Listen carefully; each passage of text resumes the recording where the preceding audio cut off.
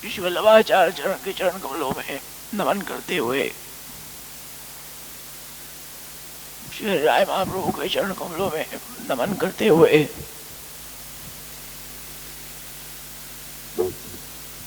परम आदरणीय काका जी के चरणों में नमस्कार करते हुए, उपस्थित सभी परम भाग्यवान वैष्णवजन, पास बहुत ज्यादा हो गया इसका, वो पास बहुत ज्यादा हो गया है, स्पष्ट नहीं है आवाज इसमें, सेटिंग सही नहीं है इसकी।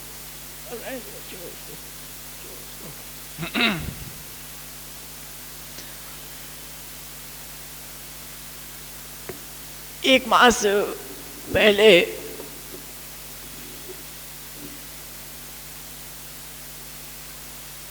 अपने शिक्षा पद का क्रम हुआ था। दो एकादशी के पहले उस समय षोडश शिक्षा पत्र प्रारंभ हुआ था और उस समय उतना समय नहीं था, इसलिए केवल 2 श्लोक ही हुए थे उसके।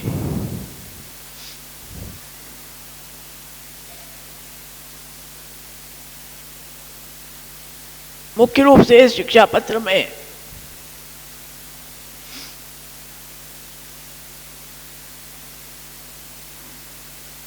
श्री रायचरण क्या करते हैं कि अनिश भगवत सेवन एवं भगवत चिंतन उसकी अनिष्ठता किस प्रकार से हमें रखनी है।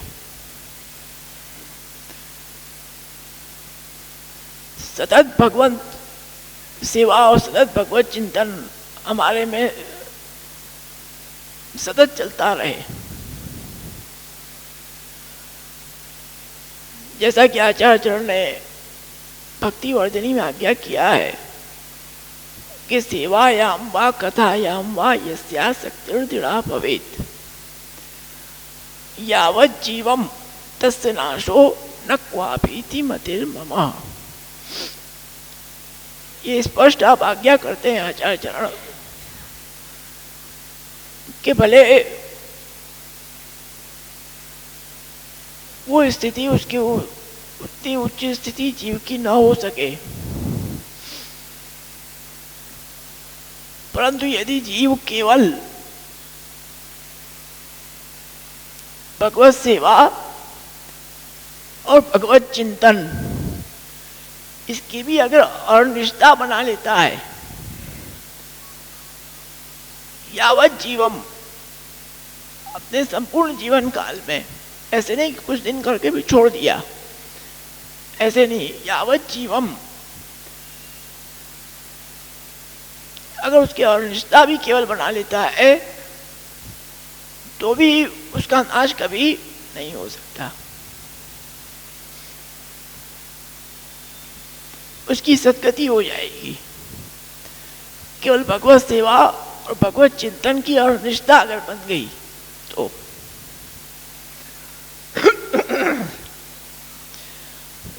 इसलिए यहाँ पर उस आज्ञा का अनुसंधान करते हुए ही आचार्य आज्ञा करते हैं और निज भगवत सेवा, भगवत सेवन और भगवत स्मरण ये जीव को अर्निश करना है।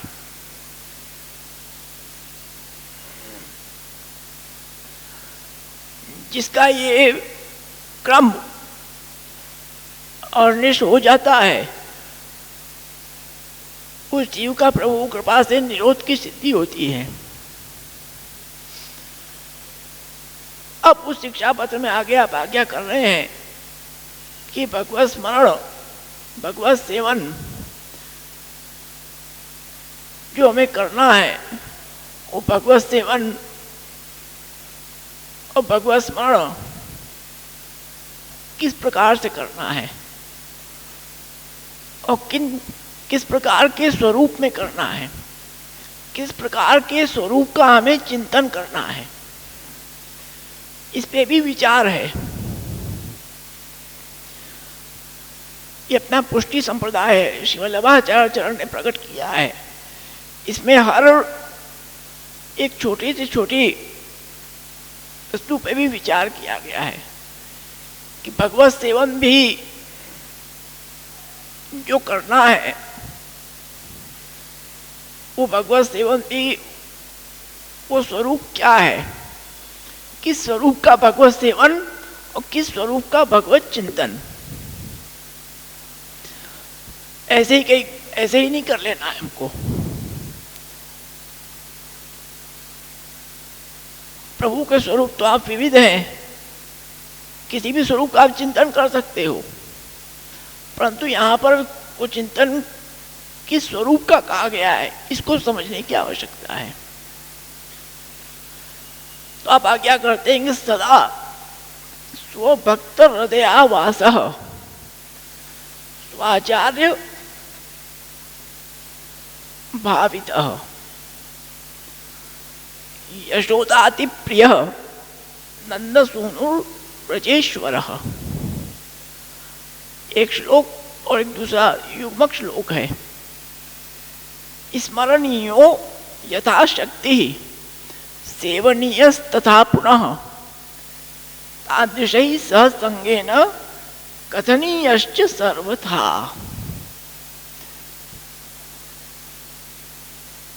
इसमें राजन आज्ञा करते हैं, यहाँ पर आपने भगवत स्वरूप प्रभु के विशेषण दिए कि वो प्रभु कैसे हैं जिनका हमें सेवन करना है। तो सबसे पहले इसमें विशेषण आया कि सदा स्वभक्त हृदयावास। वो प्रभु कैसे हैं कि जो सदा अपने भक्त के हृदय में वास निरंतर करते हैं। भक्त के हृदय में उनकी सदा स्थिति रहती है, परंतु किस प्रकार के भक्त के हृदय में आप विराजते हैं। वैसे तो आप प्रभु हैं, आप तो सबके जीव मात्र के हृदय में हैं। प्रभु अगर हृदय से बाहर पधार जाएंगे तो उसकी स्थिति रह ही नहीं सकती। प्रभु तो आप अंदर विराज ही रहे हैं, सबके अंदर विराज रहे हैं, सबके अंदर आप वास कर रहे हैं। परंतु यहाँ पर जो आज्ञा हो रही है कि स्वभक्त, इसलिए यहाँ पर स्व शब्द दिया है। नहीं तो कहते हैं कि भक्त हृदयावास, तो वो एक सार्वजनिक रूप में आ जाता, परंतु स्वभक्त हृदयावास। तो स्वभक्त हृदयावास अर्थात वो भक्त कैसे हैं वो कि जो केवल स्वरूपानंद का दान ही चाहते हों, ऐसे जो स्वरूप है, जो भक्त हैं। बाकी उनको किसी से मतलब नहीं है, न उनको ज्ञान की अपेक्षा है, न उनको कोई कर्म की अपेक्षा है, और न उनको कोई मर्यादिक भक्ति की भी अपेक्षा है। उस मर्यादिक भक्ति की अपेक्षा भी नहीं रखते हैं वो। तो वो किस प्रकार की भक्ति की अपेक्षा रखते हैं? जो केवल स्नेहात्मिका भक्ति है, जो प्रेम लक्षणा भक्ति केवल स्नेहात्मिका भक्ति है, उस भक्ति को ही वो चाहते हैं। ऐसे भक्त जो केवल भगवत स्वरूप परख हैं,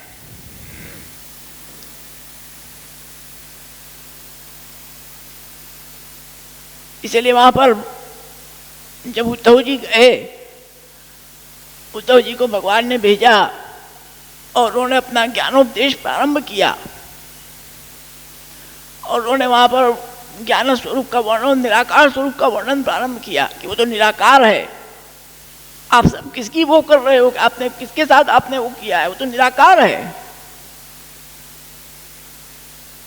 तो वहां पर नंदास जी जो ब्रह्म गीत में लिखते हैं कि यदि ब्रह्म निराकार होता, जो मुख नहीं होता, तो माखन कैसे रुकते? आप अगर निराकार बता रहे हो ब्रह्म को, अगर उनको निराकार होते तो उन्होंने हमारा माखन खाया है, वो माखन कैसे रुकते? अपने श्रेयस से हमने अनुभवाया है, वो निराकार नहीं हो सकता, वो तो साकार है। और हमको इन सब से कोई मतलब ही नहीं है। वहां पूरा ज्ञान का उपदेश उद्धव जी ने दे दिया, पर उनको कुछ भी समझ में नहीं आया। सब कुछ होने के बाद भी उन्होंने क्या कहा कि मधुपकितवो बंधो मास मधुपकितवो बंधो मास प्रशांग्रिम सुपत्न्या कुश विलुति माला कुमकुमश्मश्रुभिर्नः वातु मधुपतस्तीन माननी नाम प्रसाद यद सरस विनम्यम यस्य दूतसमित भुजमगरु सुगंधम मूर्धदास्यत कदानो।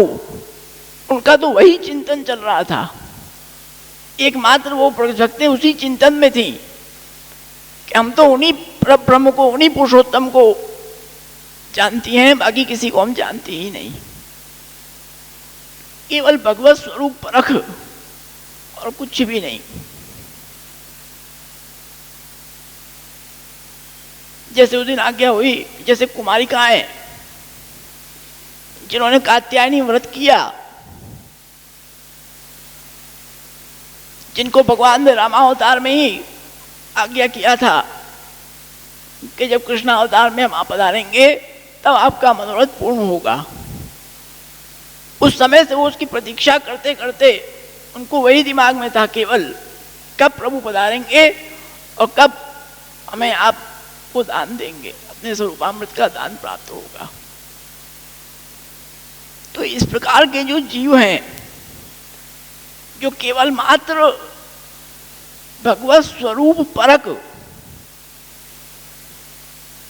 ऐसे जो भक्त हैं, उनके हृदय में प्रभु निरंतर सदा विराजते हैं, वास करते हैं।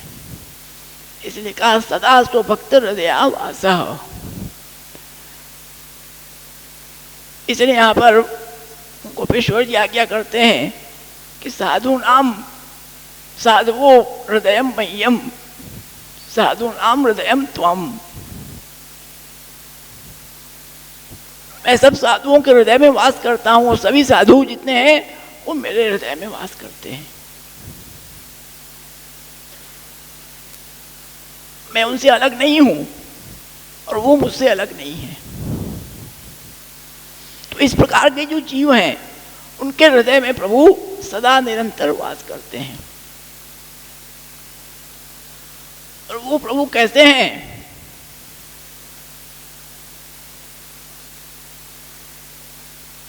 तो यहां पर आज्ञा किया कि स्वाचार्य भावित, आचार्य चरण से जो भावित हैं ऐसे स्वरूप, आचार्य चरण से भावित जो स्वरूप हैं वो स्वरूप विलक्षण है, वो सबको प्राप्त नहीं है। इसका खुलासा उस दिन आज्ञा हुई कि भाष्य में इसका खुलासा है, अणुभाष्य में तृतीय अध्याय के तृतीय पाद में है इसका खुलासा।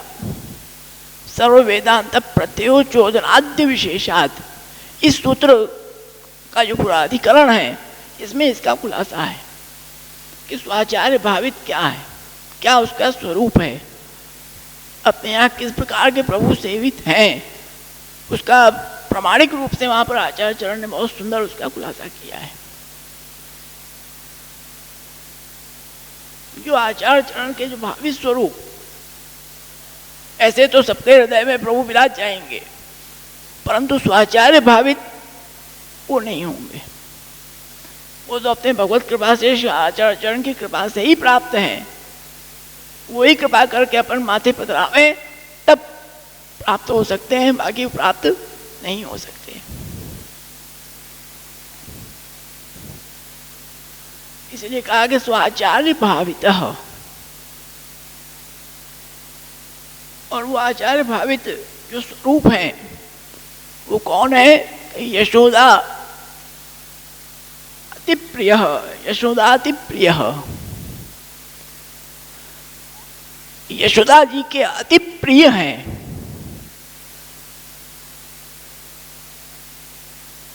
और वैसे देखो तो वास्तविक रूप में प्रिय तो आत्मा ही है, और कोई प्रिय हो ही नहीं सकता है।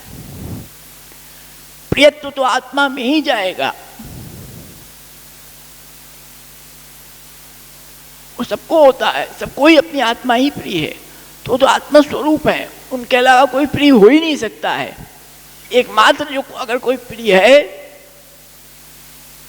तो वो प्रभु हैं, बाकी कोई प्रिय नहीं है। अपन को लगता है कि हमारा ये भी प्रिय है, हमारा ये बहुत प्रिय है, वो केवल ये संबंध से हमको लगता है, होता कोई नहीं है। वास्तविकता में आज हमको भी अगर प्रिय है तो हमारी आत्मा ही प्रिय है, बाकी हमको कोई प्रिय नहीं है, क्योंकि प्रियत्व वो आत्मा में ही जाता है, बाकी कहीं नहीं जा सकता। यहाँ का यशोदा अति प्रिय, इसीलिए अपने यहाँ जो यशोदा नंदन है, जो यशोदा जी के उस संग में आप विराजते हैं, वो प्रभु सेवित हैं। यशोदा अति प्रिय, यशोदा जी के जो प्राण प्रिय हैं, ऐसे जो हमारे प्रिय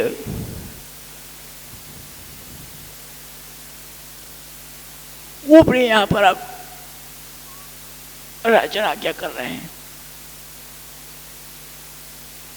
और वो कैसे हैं कि श्रीमान, श्री युक्त हैं, कांति युक्त हैं।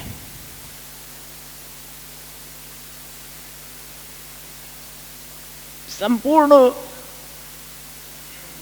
स्वामिनियों के संग आप विराजते हैं, इसलिए भी आप श्रीमान हैं।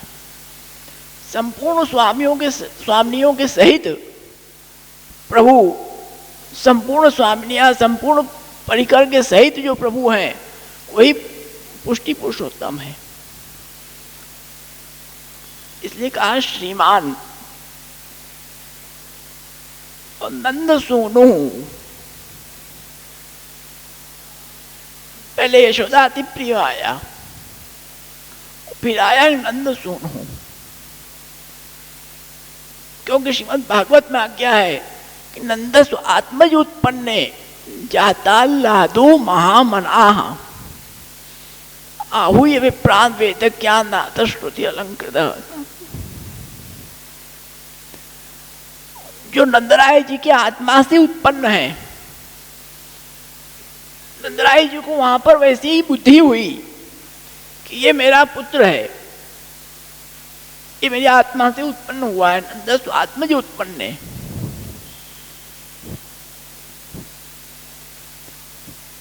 इसे नंदराय जी के सोनू कहा वहां पर, इसलिए अपने बधाइयों में भी आता है नंदराय के आनंद भयो। नंदराय जी को उस प्रकार की बुद्धि का संपादन वहां पर प्रभु ने किया, इसलिए आपका प्रागट्य दोनों जगह हुआ, बस देवकी जी के यहाँ भी हुआ और नंदराय जी और यशोदा जी के यहाँ भी हुआ, दोनों जगह आपका प्रागट्य है। इसलिए कहा कि नंद सोनू ब्रजेश्वर। जब यशोदा जी के आप प्राण प्रिय पुत्र और नंदराय जी के जब आप पुत्र हैं तो निश्चित है कि ब्रजेश्वर होंगे ही आप।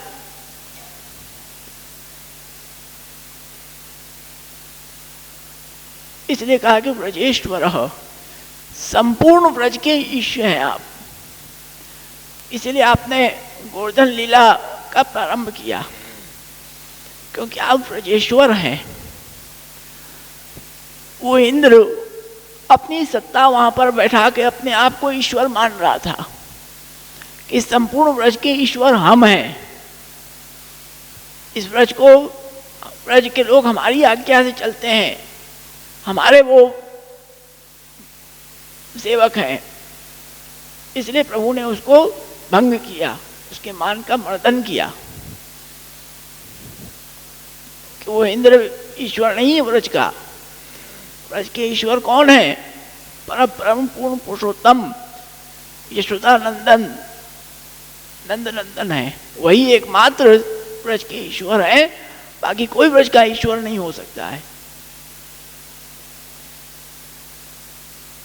अब तो यह बत राखियो ब्रज पर अमृत दीठ,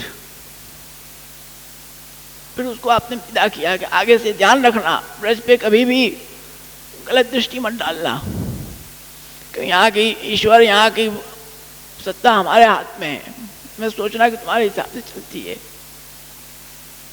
आपने निरोध सिद्ध किया तो क्या ब्रजेश्वर हैं। और ब्रज शब्द से स्वामिनियों का परक अर्थ लें तो संपूर्ण ब्रज जो स्वामिनियां हैं उनके आप ईश्वर हैं। इसलिए वहां पर आया व्रज भयो महर के पूत, व्रज में भयो नहीं हुआ, व्रज भयो। जो ठाकुर जी का प्रागट्य हुआ वो यशोदा जी के, नंदराय जी क्या तो हुआ ही, संपूर्ण ब्रज के जो ब्रज भक्त हैं उनके हृदय में हुआ, सभी ब्रज भक्तों के हृदय में हुआ। तभी वो तुरंत दौड़ के वहां गई और जाके पहले उनके चरण स्पर्श किए, वहां दर्शन किए कि वही है कि नहीं। वहां पर सबसे पहले आप नंदराय जी के वहां पहुंची, सभी ब्रज भक्त हैं। इसलिए अपने यहाँ उसी भाव से आज भी जहाँ भी हवेली होती है सभी वैष्णवों को पहले दौड़ के वहाँ जाना, दर्शन करना, वहाँ सेवा पहुँचना, तब कोई दूसरा काम। इसलिए यही नियम है क्योंकि ब्रज भक्तों ने यही आज्ञा की है। तुरंत सब ब्रज में पहुंची तो कहा ब्रजेश्वर। ऐसे जो प्रभु है हमारे, ऐसे प्रभु का हमें अहर्निश स्मरण करना है। स्मरणीयो यथाशक्ति हो, स्मरण भी कैसे करना है इसको समझो। केवल स्मरण कर लिया, हाथ जोड़ लिया, एक हमने अपना कोटा पूरा कर लिया, जैसे होता है कि भाई इतने समय का हमारा नियम है, 5 मिनट बैठे एक पुस्तक पाठ कर लिया, नाय जारी बस किया और निकल गए। ये तो बहुत तुच्छ चीज है जिसको कहना चाहिए कि भाई कुछ ना हो सके तो इतना करना, कम से कम इतना करो, ये कहा जाता है। पर इतना ही करना है ऐसा नहीं है। आजकल लोगों ने इतना ही समझ लिया कि बस इतना ही बहुत है, चारी जनपस हो जाए, एक पाठ कर लिया, यमुनाष्टक बहुत हो गया। ऐसा नहीं है।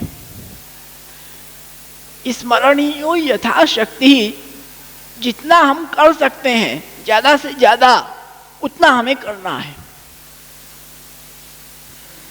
जितना हमारे अंदर समय, जितना हमारे पास समय है उस पूरे समय को हम वहां पर लगावें। जितना हम समय ज्यादा से ज्यादा दे सकते हैं उतना ज्यादा से ज्यादा समय वहां पर हम दें, तब हमारा स्मरण यथाशक्ति होगा और सेवन यथाशक्ति होगा। नहीं तो यथाशक्ति नहीं होगा। वो तो हमने अपने सहूलियत का, जैसे कहते हैं सगवड़िया धर्म, वो तो अपनी सगवड़ से हमने कर लिया, वो चीज नहीं। यथाशक्ति आज्ञा किया है, जितना ज्यादा से ज्यादा हो सके उतना हमें वहां करना है। उसी प्रकार से सेवनीय तथा पुनः, जिनका स्मरण करना है उन्हीं का हमें सेवन भी करना है। और फिर क्या करना है, उसको करने के बाद भी शांत नहीं बैठना है। तादृशई सहसंगेन, स्मरण और सेवन के बाद जो तादृशी जो भगवती है वैष्णव के साथ बैठ के उसका कथन ही करना, उसको कहना है। जो हमने सेवन किया, जो हमने स्मरण किया, उसकी चर्चा हमें वहां पर करना है। जब चर्चा करोगे तब वो स्मरण और सेवन तुम्हारे अंदर दृढ़ होगा।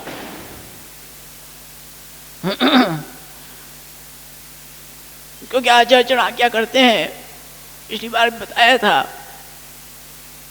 कि अंतः प्रविष्टो भगवान मुखात् उद्धृत्य कर्णयोः पुनर्निवेश्यते तदा भवति सुस्थिरः। युगल गीत में आता है ये, युगल गीत में कारिका है ये। ब्रज भक्तें यही करती थी, ब्रज भक्तों का कोई दूसरा काम ही नहीं था। जब प्रभु अन्य पधारते तो उनका एक ही काम था, भगवत स्मरण, भगवत चिंतन। क्यों करती थी? इसीलिए करती थी। वहीं पर आप आज्ञा करते हैं कि भगवत स्मरण, भगवत चर्चा क्यों करना? केवल अकेले अकेले पढ़ जाओ ये भी नहीं, सत्संग अध्ययन करो, लेकिन अगर तुम्हें वैष्णव मिल रहे हैं तो उनके साथ बैठ के उसकी चर्चा करो। जब चर्चा करोगे तो क्या होगा कि जो अंदर हमारे अंदर प्रभु विराज रहे हैं, अंतः प्रविष्टो भगवान मुखाद उद्धृत्य, मुख से जब हम चर्चा करेंगे तो प्रभु उस चर्चा के माध्यम से बाहर पधारेंगे और पुनर्निवेश्यते कर्णयो, और फिर जब हम उस चर्चा के माध्यम से जब फिर श्रवण होगा तब पुनः कान के अंदर से पधार के, तब हमारे अंदर पधार के हृदय में प्रभु का स्मरण, वो चिंतन सुदृढ़ होगा, तब उसकी स्थिति दृढ़ होगी, नहीं तो दृढ़ नहीं हो सकता। केवल यहाँ जैसे आज सत्संग हुआ, हमने सुन लिया और फिर 15 दिन बाद से आके फिर बैठ गए, तो उससे कुछ नहीं होना है। जो आप श्रवण करो उसका घर जाके चिंतन करो, और जब यहाँ आप मंदिर में आ रहे हो कि घर में आपको मिले यहाँ सत्संग वाले, उनसे बैठ के आप उसका श्रवण करो, तब वो आपके अंदर दृढ़ होगा, तब उसका आनंद आएगा, तो उसका आनंद नहीं आएगा।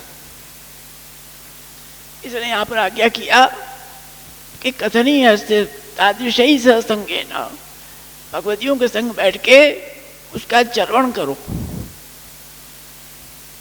जैसे भगवती करते थे, पहले आचार्य चरण के पास सत्संग करते थे, फिर जाके पुनः मंडली के रूप में वहाँ पुनः उसका श्रवण करते थे, तब वो दृढ़ होता था। तो इस प्रकार से राय चरण ने पहले स्वरूप बताया, किस स्वरूप का सेवन करना है और किस स्वरूप का हमें चिंतन करना है। वो करने के बाद तब आपने बताया कि वो स्मरण और सेवन वो दृढ़ कैसे करना है। 2 श्लोक अपने उस दिन हुए, उसके बाद अब 3 श्लोक से आज के प्रारंभ, इसमें भी ज़्यादा श्लोक है नहीं, 8 श्लोक हैं, 2 हो गए, 6 बाकी हैं अभी। आज लगभग पूरे हो जाए तो डर है, नहीं कहते अपने वचनों को मिलाप देंगे।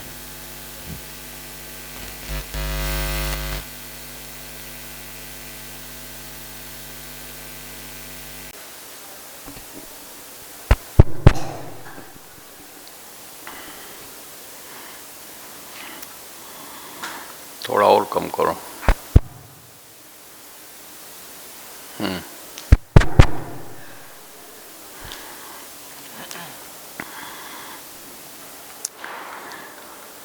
संचिन्तयेद् भगवतश्चरणारविन्दं वज्राङ्कुशध्वज सरोरुहलाञ्छनाढ्यम् उक्तुङ्गरक्तविलसन्नखचक्रवाल ज्योत्स्नाभिराहतहृदयान्धकारम् यच्छौचनिःसृतसरित्प्रवरोदकेन तीर्थेन मूर्धनधिकृतेन शिवः शिवोऽभूत् ध्यातुर्मनःशमलशैलनिशिष्टवज्रम् ध्यायेच्चिरं भगवतश्चरणारविन्दं वन्दे नन्दव्रजस्त्रीणां पादरेणुमभीक्षसः यासां हरिकथोद्गीतं पुनाति भुवनत्रयं श्रीमदाचार्यचरणं शरणं सर्वदेहिनाम् अशेषदोषदहनं मस्तके राजतां मम न मंत्रेण तंत्रेण च ज्ञान सिद्धिर्न वैकुंठबुद्धिस्तु वैकुंठलोके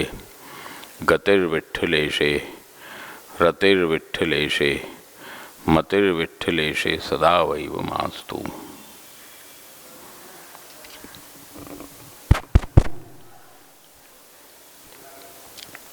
सर्वप्रथम श्री वल्लभ प्रभु के चरणों में वंदन करते हुए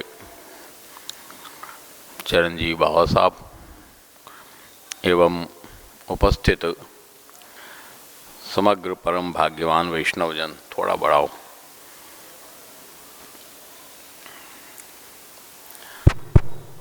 जैसा कि पिछली एकादशी एक एकादशी छोड़ के दो एकादशी छोड़ के एक मास के पहले अपनी जो एकादशी हुई उसमें षोडश शिक्षापत्र पढ़ने प्रारंभ किया। उसके 2 श्लोक हुए प्रारंभ के। आज 3 श्लोक अपन करेंगे क्योंकि तीनों श्लोक एक साथ के हैं। उसके बाद बचेंगे 5 श्लोक, वो अगली एकादशी को समापन करेंगे। प्रारंभ में हमने बात बताई थी कि इस शिक्षा पत्र के अंदर मुख्य जो विषय है वो विषय है अहर्निश चिंतन स्मरण, और वो अहर्निश चिंतन स्मरण होने से जीव का नैश्चिंत्य, नैश्चिंत्य का मतलब चिंता रहितता, निश्चिंत हो जाना। लौकिक दृष्टि से, वैदिक दृष्टि से नहीं, अलौकिक दृष्टि से उसको निश्चिंत हो जाना, ये यहाँ पर तात्पर्य आएगा। तो मूल इसका विषय ये है। इस विषय का प्रारंभ 2 श्लोक के माध्यम से उसकी पूर्व भूमिका हुई।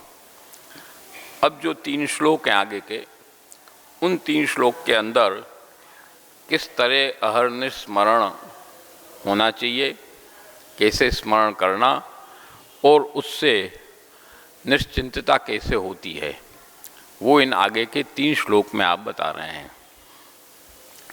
अहर्निशम व्रजाधीशः प्रपंचास्मृति साधकः स्वकीय पक्षपाती च निजासक्त्या निरोधकृत।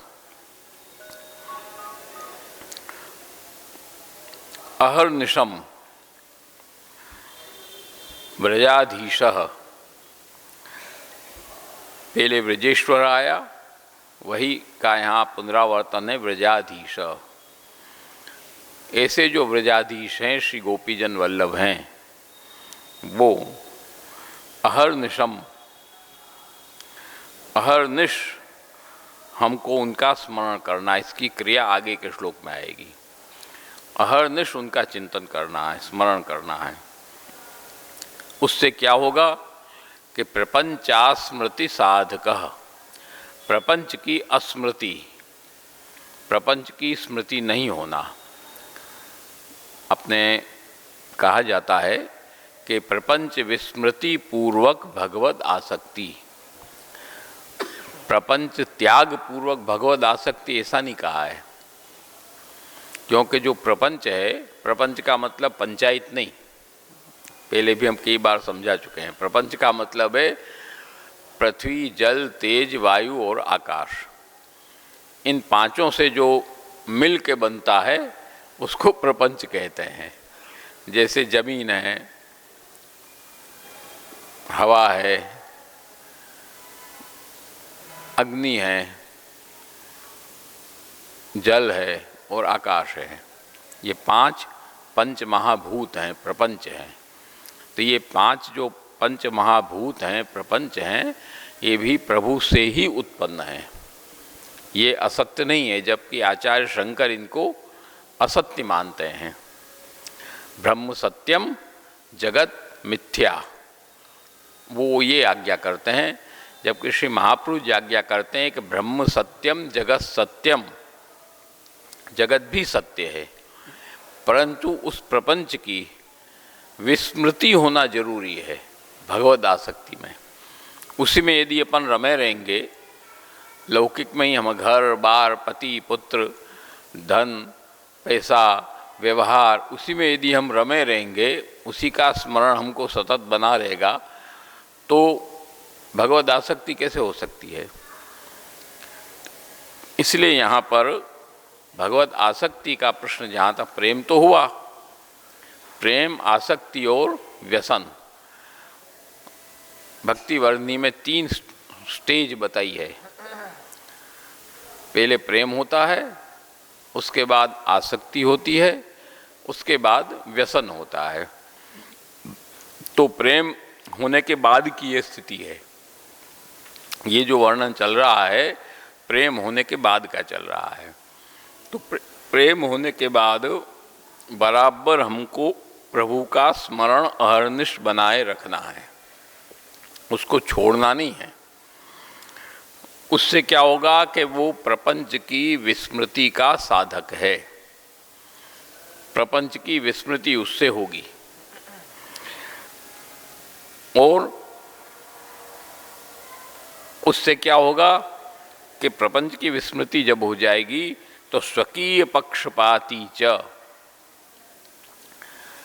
जो स्वकीय हैं, अनन्य हैं, अपने हैं, उनका पक्षपात प्रभु करते हैं। प्रभु तो ब्रह्म है, उसको किसी का पक्षपात नहीं है, उसके लिए सब समान है। ये तो एक दार्शनिक विषय हो गया, परंतु जो उनमें उनके स्वकीय हैं, उनके अनन्य भक्त हैं, उनका आप पक्षपात करते हैं। उसमें आप संकोच नहीं करते।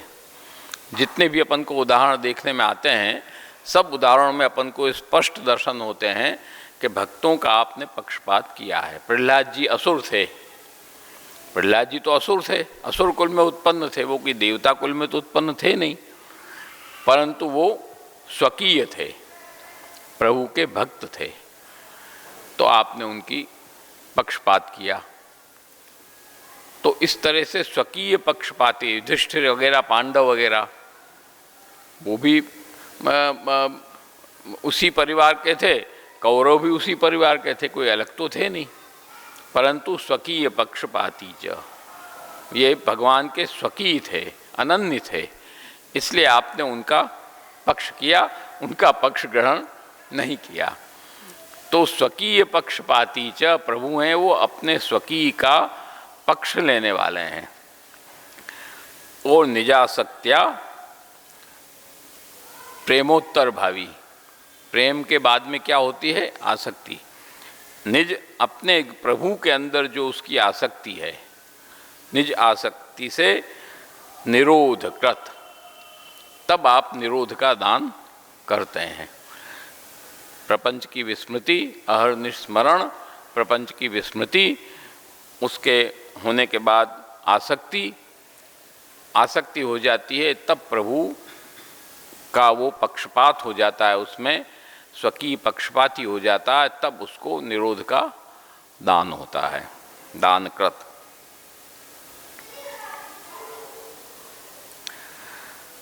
स्मरणीय कृपा पारावारो विदित रूपवान स एवास्म सर्वकर्ता चिंताणुरपि नोरधि। ऐसे जो प्रभु हैं वो स्मरणीय, सतत स्मरणीय हैं। कैसे हैं कि कृपा पारावारः, कृपा के समुद्र हैं, दया निधि, श्री महाप्रभु जी का नाम आता है ना, और गोसाई जी का नाम आता है कृपा सिंधु। अपन कहते हैं परम दयाल श्री वल्लभ नंदन। कृष्णदास जी ने इतना श्री गोसाई जी के साथ किया, तब भी आपने उन पर कृपा की। तो परम दयाल, आप अत्यंत दयालु हैं। और विदित रूपवान, विदित अर्थात शास्त्रों में जो विदित है, बताया गया है, ऐसे स्वरूप से आप युक्त हैं, ऐसे रूपवान हैं आप। अविदित रूप नहीं आपका। अविदित रूप वो होता है जो माया के द्वारा रचित होता है। जैसे आचार्य शंकर वगैरह स्वीकार करते हैं कि भाई प्रभु हैं तो निर्गुण, निराकार, परंतु वो भक्त के मनोरथ पूर्ण करने के लिए रूप धारण करता है अपनी माया के द्वारा, तब वो रूपवान हो जाता है। ऐसा श्री महाप्रभु जी नहीं स्वीकार करते। श्री महाप्रभु जी तो साकार ब्रह्मवादिक स्थापक, सर्वोत्तम में अपन पाठ करते हैं। सर्वोत्तम ऐसी चीज है कि उसको यदि बराबर हृदय में उतार लो तो पूरा श्री महाप्रभु जी का सिद्धांत सब कुछ आ गया उसके अंदर। साकार ब्रह्मवाद को आप स्वीकार करते हैं, इसलिए वहां शब्द दिया एक। साकार ब्रह्मवाद स्थापक नहीं कहा, साकार ब्रह्मवादिक स्थापक। एकमात्र श्री महाप्रभु जी ही हैं जिन्होंने साकार ब्रह्मवाद का स्थापन किया है, बाकी कोई नहीं है। जितने आचार्य हुए सबों ने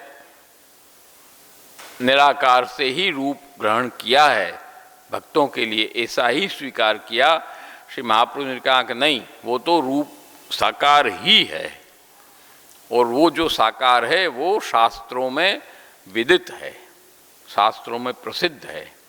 वेद, भगवद गीता, ब्रह्मसूत्र और श्रीमद् भागवत, चारों में प्रसिद्ध है वो। जैसा वेद ने बताया है वो श्री भगवद गीता ने कहा है, रसो वैसह, वेद ने बताया, उसके बाद भगवद गीता ने बताया, उसके बाद ब्रह्मसूत्र ने बताया। प्रकृतैतावत्तम प्रतिषेधति ब्रवीतीच ततो भूय, ये साकार ब्रह्मवाद का ही स्थापन है सूत्र में। उस पर चर्चा ज़्यादा नहीं करेंगे, सबको समझ में नहीं आएगा। और उसके बाद श्रीमद् भागवत, प्रत्यक्ष बर्हा पीडम नटवरपो कर्णयो कर्णिकारम बिभ्रद्वासक कनक कपिशम वैजयंतीम च मालाम रंध्रान वेणोरधर सुधया पूरयन गोप वृंदै वृंदारण्यम स्वपदर्मणम प्राविशद गीत कीर्ति। यही स्वरूप है ठाकुर जी का जो वेणु गीत के अंदर बताया गया। इसके अंदर तीनों चीज बताई गई है, बर्हा पीड़म नटवरवपुः कर्णयो कर्णिकारम बिभ्रद वासः कनक कपिशम वैजयंतीम च मालान। इससे प्रभु का स्वरूप बताया गया है।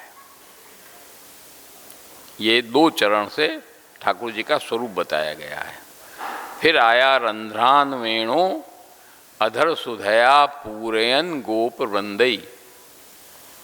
इससे ठाकुर जी का नादात्मक स्वरूप बताया गया है,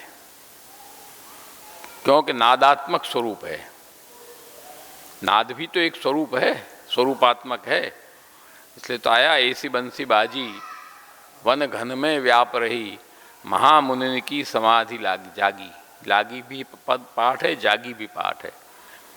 तो नाद जो है वो भी स्वरूपात्मक है। जो आपने वेणुनाद किया वो भी जहाँ जहाँ भी गया, वहाँ जहाँ भी वेणुनाद का स्पर्श हुआ, वहाँ वहाँ उनको भगवत स्पर्श का सुख प्राप्त हुआ अधर सुधा के माध्यम से। तो ये नादात्मक स्वरूप है। और उसके बाद आया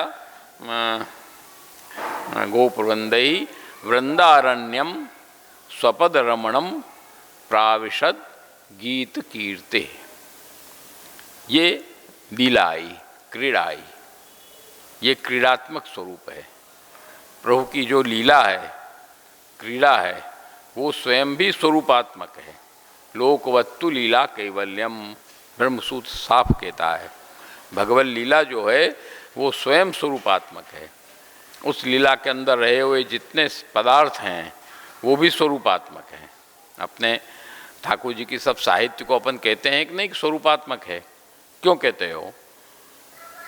उसका कारण ये है कि साकार ब्रह्मवादी का स्थापक श्री महाप्रभु जी का सिद्धांत है। ये उसका कारण है, बहुत समझने की बात है अपने वैष्णवों के लिए। आज एक लकड़ी पड़ी है, उस लकड़ी को तुम ठोकर मार रहे हो, पग लगा रहे हो, सब कुछ कर रहे हो, नहीं कर रहे हो। उसी लकड़ी में से तुमने एक अपने बैठने के लिए चौकी बनवाई, उसी लकड़ी में से तुमने एक ठाकुर जी के लिए चौकी बनवाई।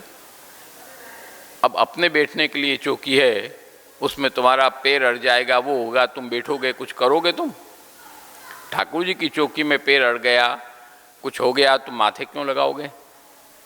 लकड़ी तो वही है।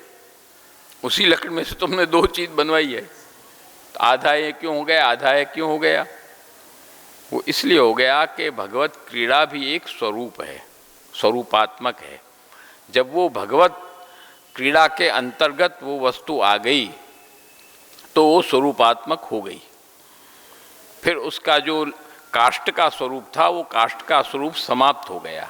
मृदंग है, अब मृदंग अपने बजती है, क्या है? मृदंग स्वरूपात्मक है, मृदंग बजती वो स्वरूपात्मक है। उसमें लगता है चमड़ा, चमड़ा लगता है कि नहीं? इसके बिना मृदंग बजती है? नहीं बजती है। आज तुम चमड़े को स्पर्श करोगे तो सचैल स्नान करना पड़ेगा घर आकर, ये विधान है। चर्म स्पर्श अशुद्ध है, परंतु वही जब चमड़ा मृदंग में लग जाएगा और वो मृदंग जब ठाकुर जी के सेवा में आकर आ जाएगी तो वही तुम बजाओगे, फिर जाके सचैल स्नान करोगे क्या? नहीं छुएगी, क्योंकि वो स्वरूपात्मक हो गई।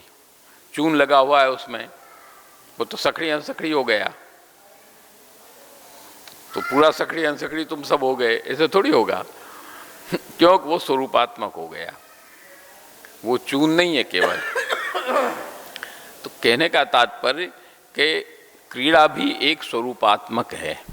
भगवत क्रीड़ा जितनी भी है, उसके जितने भी पदार्थ हैं वो भी सब स्वरूपात्मक हैं। इसलिए ठाकुर जी के स्वरूप का जब प्रश्न आता है तो स्वरूप, नाद और क्रीड़ा, तीनों चीज जब मिलेगी तब साकार ब्रह्मवाद का स्वरूप पूरा बनेगा। ये साकार ब्रह्मवाद का स्वरूप है। इसीलिए वेणुगीत के अंदर प्रारंभ है, वेणुगीत है, वो प्रवेश है, वो प्रवेश द्वार है। भगवत लीला का आनंद लेने के लिए, रास पंचायत ध्येय में जाने के लिए उसका प्रवेश द्वार है वेणुगीत। इसलिए उसके अंदर सबसे पहले भगवत स्वरूप का वर्णन किया गया इस श्लोक के माध्यम से। उसके बाद सब क्रम आगे अपना वेणुगीत का क्रम बढ़ा। तो ये जो स्वरूप है, इसलिए यहाँ कहा कि विदित रूपवान। श्रीमद् भागवत, वेद, भगवत गीता, ब्रह्मसूत्र इत्यादि जो ग्रंथ हैं, शास्त्र हैं, उन्होंने जिस परब्रह्म के साकार स्वरूप को बताया है, ऐसे स्वरूप से आप संपन्न हैं। विदित रूपवान स एवास्म सर्वकर्ता, वही हमारे सब कुछ करने वाले हैं, दूसरा नहीं। अविदित रूपवान नहीं, जैसे दूसरे संप्रदाय वाले कहते हैं कि माया से उन्होंने रूप धारण कर लिया है, वो नहीं। आचार्य शंकर इसीलिए तो प्रतीकत्वेन मानते हैं। पूजन सामग्री में प्रतीक क्यों होता है? पूजन सामग्री में सब प्रतीक ही तो होता है। पूजा करते हो तुम, गणेश जी की पूजा करोगे, फिर गच्छ गच्छ श्रेष्ठ कर दोगे तुरंत, क्या होगा? मूर्ति को गच्छ गच्छ करके फिर गंगा जी में विसर्जन करोगे। करते हो कि नहीं करते हो? क्योंकि वो विदित रूपवान नहीं है, विदित रूपवान नहीं है वो तो मंत्रों के द्वारा माइक रूप को उसके अंदर प्रतिष्ठा की गई है। वो तो निराकार है, उसका आकार है ही नहीं। इसलिए अपने यहाँ वो स्थिति नहीं है। अपने यहाँ तो स्वरूप की सेवा होगी। ठाकुर जी की कोई परिश्रम हो गया ठाकुर जी को, तब भी अंगराग धरा के सेवा होगी। को विसर्जन करेंगे क्या? प्रश्न ही नहीं है, क्योंकि विदित रूपवान, वहाँ खंडित होने का कोई प्रश्न ही नहीं है। वो तो अखंडम कृष्णवत् सर्वम, अखंड है प्रभु, तो वहाँ कोई प्रश्न ही नहीं होता है।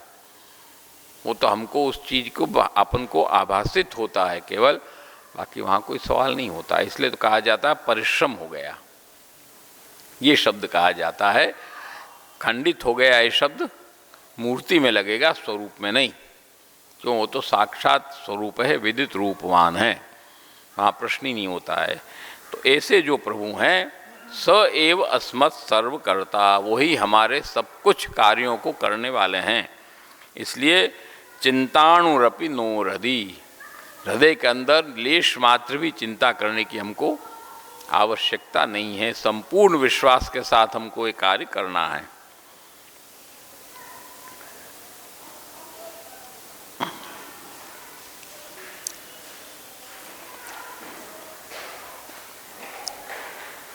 अब पंचम श्लोक में आज्ञा करते हैं, सतामप्यसताम वापि स्वकीयानां कृपानिधे करिष्यति स्वतः सर्वमतश्चिंतान कापि।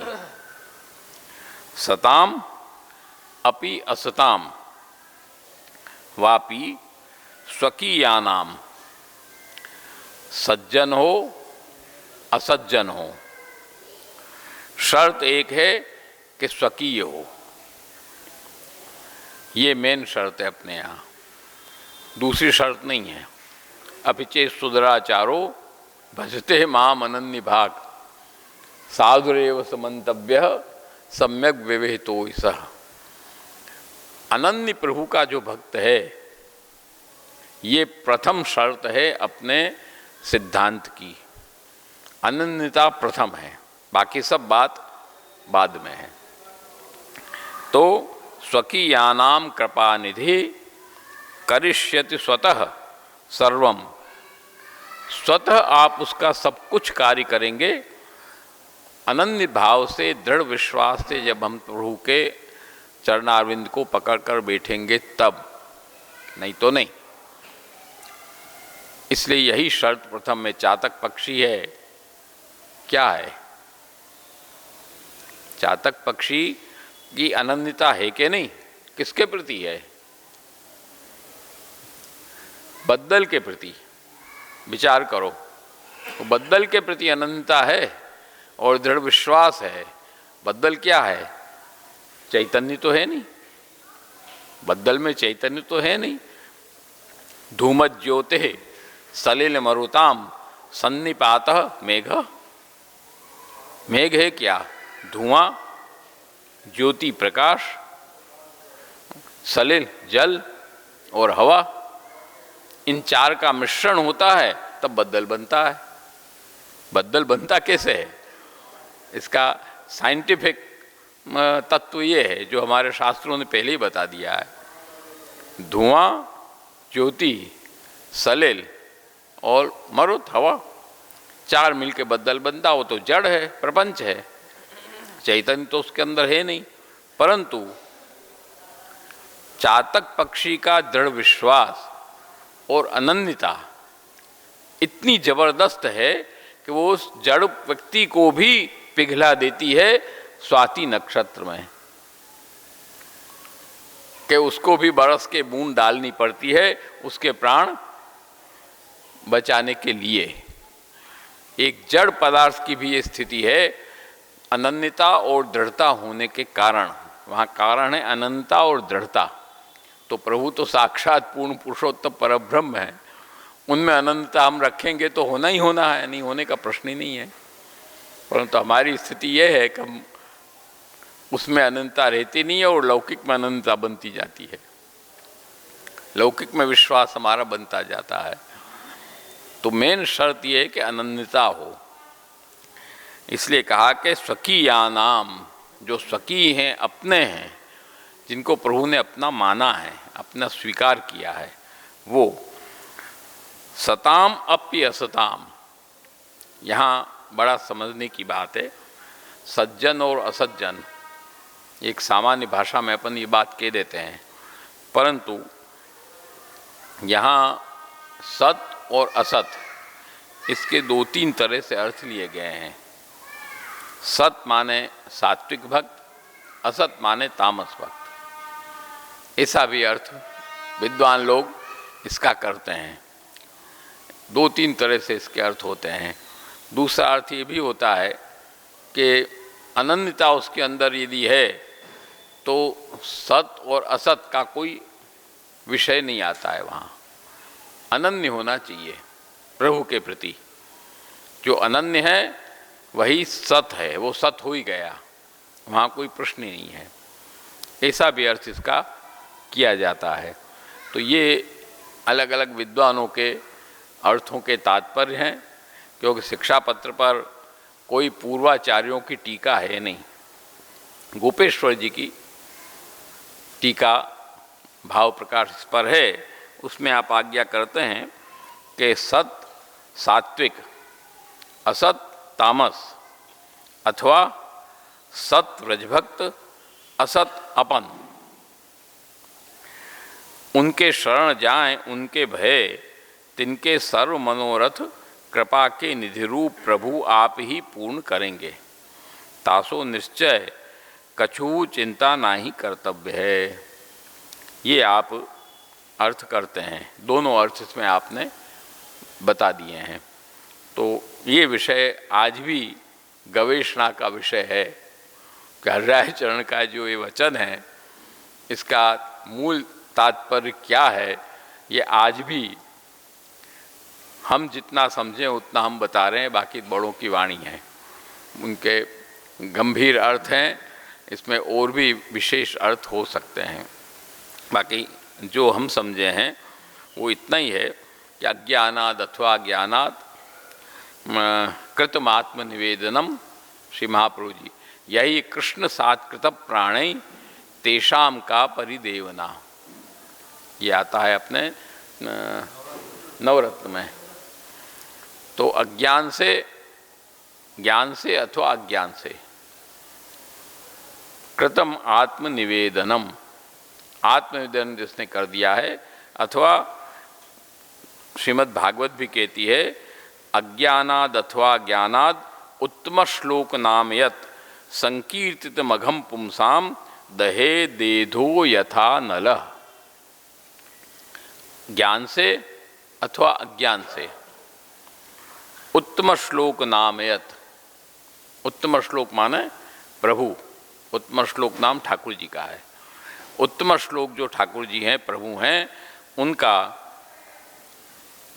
संकीर्तितम, नाम का संकीर्तन जिसने किया, ज्ञान से किया अथवा अज्ञान से किया, तो पुंसाम दहेद एधो यथा नलः, जिस प्रकार से अग्नि लकड़ी को जला देती है, ईंधन को जला देती है, इसी तरह वो भगवान नाम का संकीर्तन उसके अंदर रहे हुए पापों को जला देता है। अजामिल का प्रसंग सब सर्वविदित है ही। तो भगवान नाम संकीर्तन, भगवान नाम स्मरण, इससे कोई ज्ञान से करे अथवा अज्ञान से करे, कैसे भी करे, उसके कार्य भगवत कृपा से संपन्न होते हैं। तो सताम अपि असताम, दोनों तात्पर्य इसमें अपन दो तीन अर्थ है, कोई भी अर्थ अपन ले सकते हैं। परंतु प्रश्न यह है कि स्वकीयानाम, स्वकीयत्व की शर्त कंपलसरी है, वो सब जगह है, स्वकीय होना चाहिए, स्वकीय नहीं हो तो काम नहीं होता है। ऐसे कृपा निधि, कृपा के निधि जो प्रभु हैं, वो स्वतः सब कुछ स्वतः ही करेंगे, अतः चिंता न कापि, कोई भी चिंता करने की यहाँ पर आवश्यकता अपन को नहीं है। इतना ही कहकर आज अपन इसको यहीं समापन करते हैं।